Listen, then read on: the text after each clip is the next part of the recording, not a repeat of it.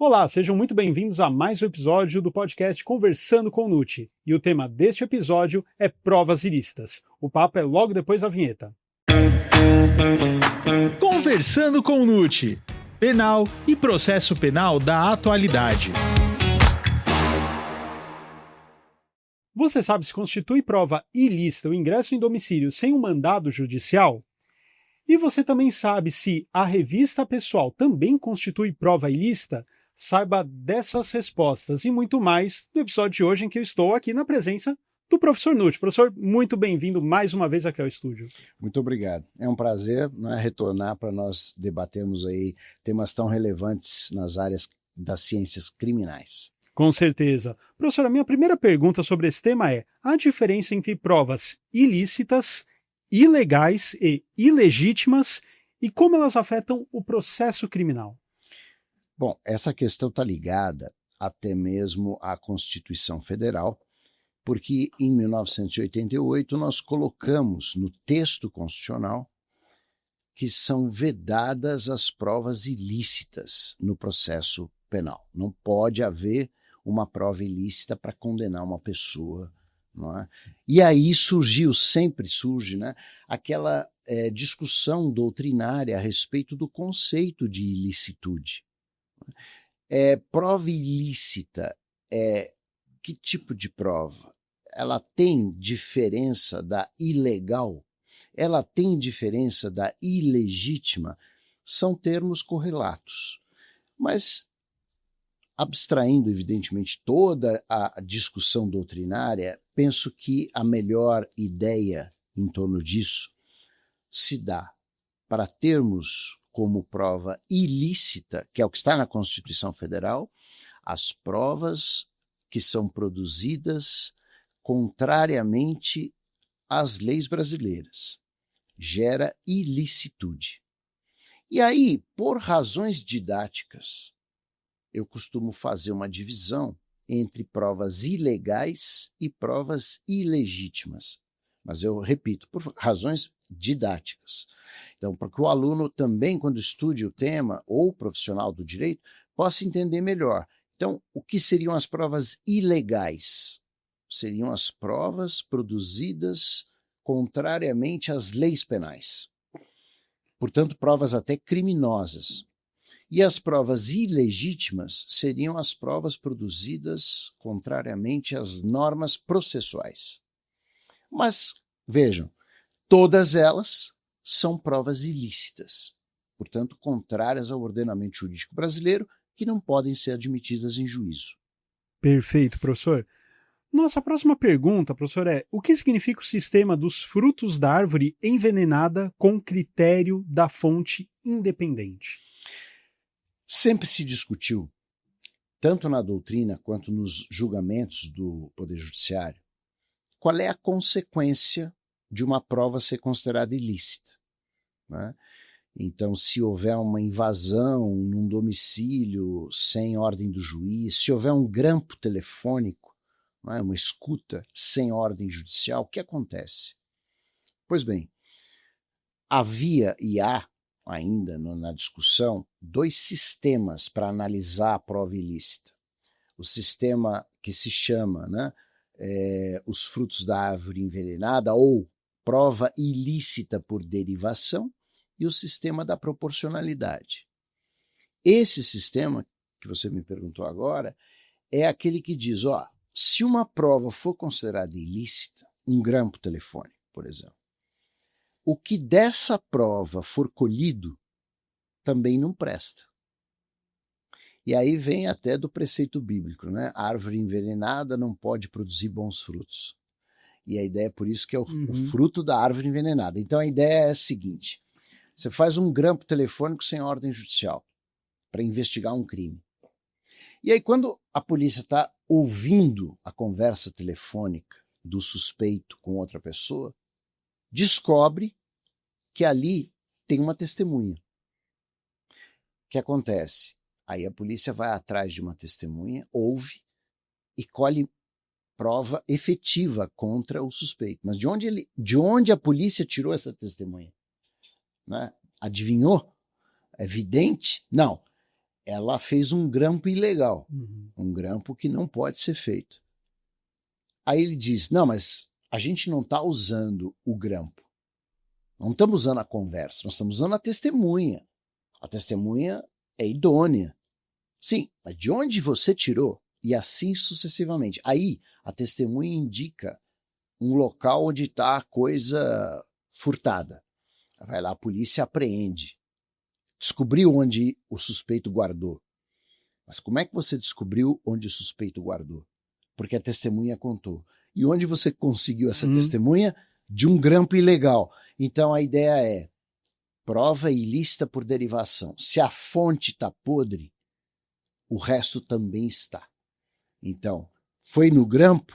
Ok. Testemunha também não presta. E a testemunha que indicou o local também não serve à apreensão. Moral da história, não tem prova contra o indivíduo suspeito, será absolvido. Agora, a própria lei processual penal usou o critério que a doutrina já defendia. Em 2008, colocou uma situação particular ali no artigo 157 do Código de Processo Penal, dizendo assim, bom, se houver uma fonte independente da prova ilícita, a gente pode validar a subsequente. Explico. Nesse exemplo que eu dei, fez o grampo. Do grampo se descobriu uma testemunha. Seria prova ilícita, tanto o grampo quanto a testemunha. Mas imaginemos que uma outra equipe policial, investigando legitimamente, descobre também o paradeiro desta testemunha.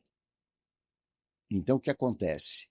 A testemunha foi ouvida por duas dicas. Uma vinda do grampo, mas a outra por diligências policiais corretas. E é a história da fonte independente. Se a prova derivada da ilícita tiver uma fonte independente legítima, ela será validada. Então, o critério é esse. Se a prova derivada da ilícita for única, não tiver outra fonte senão a fonte ilegal, ela está fora do baralho, não entra. Mas se ela tiver uma fonte que veio de origem lícita, ela pode ser validada. Então esse é o critério. Vou até fazer uma pergunta fora aqui do nosso roteiro, que eu achei essa sua explicação muito interessante. Eu imagino que deva acontecer também uma engenharia reversa aí, né? Então, através de algum meio ilícito, eles chegam até uma testemunha, por exemplo, ou até algum local onde esteja acontecendo o crime, tem alguma prova, e eles falam, ok, não podemos seguir esse caminho, vamos fazer uma engenharia reversa para conseguir algo de outra coisa. Enfim, isso acontece, certo? A sua ideia seria descobrir uma testemunha X, né? Descobrir através do sistema ilícito. Ok, aí fala, não, vamos procurar um outro caminho que seja o independente. Só que fazendo uma engenharia reversa. Se ficasse provado que a procura por um caminho, não é em tese lícito, foi manipulada, não é, para poder validar a prova independente, você vai, obviamente, considerar evidentemente ilícita, porque seria a tergiversação, não é? Não tem como validar má fé, não é? Você está produzindo todo um cenário de má fé, não é? Então essa tergiversação será coibida, evidente, que tem que ser, né? Senão o sistema fica falho, não é? A ideia é, dentro de preceitos éticos, duas equipes policiais diferentes estão entrando em campo para investigar, aí uma agiu errado, mas a outra agiu certo. Agora, se a que agiu errado quer arranjar um atalho, aí não pode ser admitido. Perfeito. Bom, professor, agora a pergunta é, como avaliar o sistema da proporcionalidade? A proporcionalidade tem um lastro diferente da ideia de que uma coisa ilícita não pode produzir fruto bom. O lastro dela é a comparação dos bens que estão em jogo. Então ela foge dessa ideia de tudo que é ilícito joga no lixo. Não, peraí, vamos analisar. Se você faz um grampo e descobre aonde está a droga. E a partir dali você vai lá e apreende, faz uma enorme apreensão e fala, bom, o problema é o seguinte, nós vamos invalidar essa apreensão, são 2 toneladas de cocaína que vai ser distribuída, essa grande quantidade, para o Brasil inteiro. Quais os bens que estão em jogo? O direito à intimidade, que a Constituição garante, para você poder ter conversas telefônicas livre do Estado se meter, é o direito à intimidade, à privacidade, ou a saúde pública. Então, vamos ponderar. Poxa, são 2 toneladas de cocaína. Então, cede a intimidade. Eu vou pôr na balança a proporcionalidade dos bens. É mais importante proteger a sociedade de 2 toneladas de droga do que proteger a intimidade. Seria essa a ideia. Então, eu valido a prova. Agora, se você faz um grampo telefônico para apreender 10 gramas de cocaína, não vale a pena. Você fala, pera lá, o que resulta 10 gramas de cocaína no mercado? É crime, né, do traficante. Mas ponderando com o direito à intimidade, é muito mais valoroso garantir o sigilo. Aí a prova é ilícita. Então esse sistema trabalha com balanço de bens jurídicos em jogo. Perfeito. E qual dos sistemas o senhor acha o mais adequado para a realidade do Brasil? Bom, a pergunta é para a realidade do Brasil. Isso. Esse é o ponto. E aí vai ser a resposta em torno disso. Porque quando se trabalha com o sistema da proporcionalidade, você tem que pensar que você tem todos os órgãos estatais, especialmente os agentes policiais bem preparados, aqueles indivíduos que estão ali para fazer um trabalho absolutamente idôneo e que eventualmente podem partir para uma ilegalidade. Mas aí é caso excepcional mesmo. Então, uma polícia de um país que não tem nenhum tipo de problema, uma polícia que não tem enrosco, não é para fazer ilegalidade e tal, você fala, puxa, essa polícia para sair fora do trilho é muito difícil. Então, se ela saiu agora é porque tem uma questão muito importante envolvida. Até você poderia sustentar o princípio da proporcionalidade.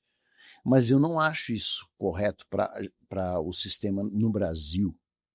Porque nós temos excelentes policiais no Brasil, mas nós não temos um sistema policial perfeito, ou pelo menos acima de qualquer dúvida. Nós temos muitos problemas de violência policial, de desrespeito a direitos fundamentais. Isso todo dia sai em todos os noticiários de rede social, de internet, de jornal, mídia, enfim, noticia. Então, se a gente adotar no Brasil o sistema da proporcionalidade, nós estamos dando carta branca para quem ainda não é habilitado. Essa é a verdade. Então, eu vou deixar de dirigir o carro sem habilitação. Agora, se a gente tivesse um sistema de uma polícia que raramente tem uma denúncia de violação de direitos fundamentais, eu até poderia pensar na proporcionalidade. Mas eu acho que o Brasil está certo ao adotar o sistema legal, que agora está no Código de Processo, né, do sistema dos frutos da árvore envenenada. Não pode produzir prova ilícita, ponto final. Né? E se produzir, é inválida. Quem sabe no futuro, quando as coisas mudarem, a gente possa passar para a proporcionalidade, que eu não acho que seja próprio para a realidade brasileira. Perfeito, professor. E, professor, constitui prova ilícita o ingresso em um domicílio sem um mandado judicial? Sem dúvida. Porque o domicílio é asilo inviolável das pessoas. Isso está na Constituição com todas as letras, né? Então nós não podemos pensar que agentes do Estado, seja qualquer um, invada o domicílio sem ordem judicial. Mas a Constituição estabeleceu exceções, a própria Constituição. E diz, olha, você pode invadir sem ordem do juiz, de dia ou de noite, se estiver havendo um crime, flagrante delito ali, se for para prestar socorro ou em caso de catástrofe, uma enchente. Você entra na casa do outro para né? Socorrer, fazer, arrumar. Uhum. Né? Então, são as 3 exceções. O que a gente vê na prática? Muitos policiais querem invadir a casa de alguém dizendo que ali tem droga ou arma. Como crime de manter droga ou manter arma ilegal é o chamado crime permanente, enquanto você tiver a droga ou a arma ilegal está se consumando, então vem a desculpa, eu invadi porque ali está se consumando um crime de tráfico de droga. Mas aí o Supremo Tribunal Federal, em 2015, disse, espera um pouquinho, como é que você descobriu que ali dentro tem droga? Você é vidente? Não é. Então você invadiu ilicitamente, depois descobriu a droga. Então fixou-se hoje a ideia de que mesmo havendo droga, por exemplo, na casa de alguém, é preciso fundada suspeita para a invasão. Se o policial invade a casa sem ter nenhuma base para isso, uma suspeita razoável que o juiz possa avaliar, a prova é ilícita. Então essa é a regra hoje no Brasil. Perfeito. Bom, professor Nutti, agora para finalizarmos este episódio, a última pergunta é sobre revista pessoal. Ela pode ser feita ou ela também constituiria prova ilícita? É o mesmo critério da invasão de domicílio. Né? E ainda um critério que, nesse caso, está muito claro no Código de Processo Penal. Né? Para fazer uma revista pessoal, que é aquela história de mão na cabeça e começar a revistar, você precisa fundar da suspeita. Senão é uma violação de direito fundamental, da tua intimidade, da tua privacidade. Você não é obrigado a ficar com a mão estendida no meio da rua para um policial te revistar do nada. Então, essa fundada suspeita é o grande drama. Como interpretar isso? Né? O que é suspeito? Infelizmente, tem, e a gente sabe por estudos científicos na área do direito, que existe o estereótipo do criminoso na cabeça do policial. E aí a gente sabe que são as camadas mais vulneráveis da sociedade que são suspeitas. Não é? E isso está errado. Então a gente precisa mudar essa ideia. Você não pode ir atrás de uma pessoa porque ela tem uma aparência de criminoso. Aí olha para o outro e fala, não, aquele não tem cara de criminoso.